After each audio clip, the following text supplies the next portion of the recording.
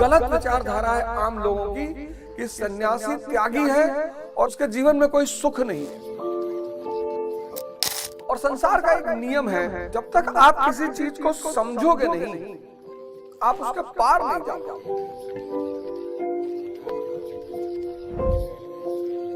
50 के बाद इंद्रियां ढीली पड़ जाएंगी, खत्म हो जाएंगी, सुख भी जीवन में खत्म हो जाएगा और मरने की।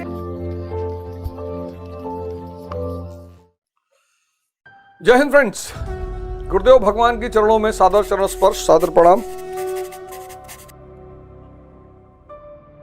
इस पथ पर चलने की सबसे बड़ी चुनौती ये है, सबसे बड़ी,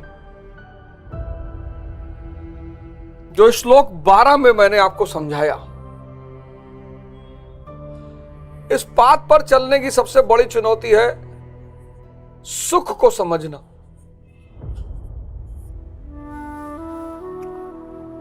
और संसार का एक नियम है, जब तक आप किसी चीज को समझोगे नहीं, आप उसके पार नहीं जा पाओगे।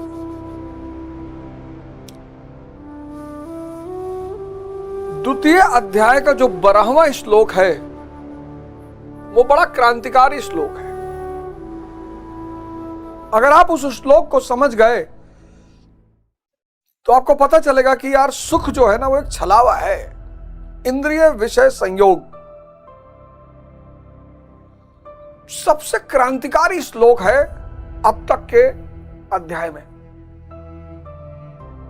सबसे क्रांतिकारी,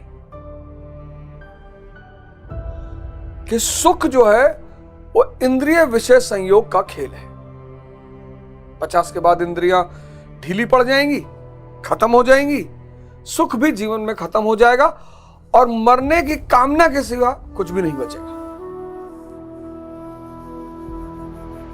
इसलिए बुद्ध वो जो 4 चीज देखते हैं ना, बुजुर्ग आदमी देखते हैं, बुजुर्ग में इंद्रिय खत्म हो चुकी, इनएक्टिव हो चुकी है।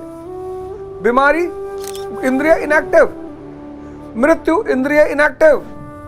तो चौथी चीज वो देखते हैं कि सन्यासी में इंद्रियों के सुख पर आनंदित नहीं है।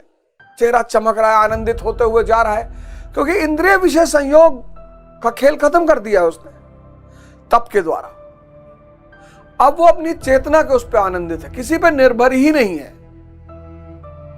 ये बहुत गलत विचारधारा है आम लोगों की कि सन्यासी त्यागी है और उसके जीवन में कोई सुख नहीं है, आनंद नहीं है, सर्व परम आनंद में है। जिसने भी इंद्रिय विषय संयोग को तोड़कर चेतना से संबंध बना लिया, उसकी पर निर्भरता खत्म हो गई। सुख के लिए दूसरों पर निर्भरता, हम सब सुख के लिए दूसरों पर निर्भर हैं।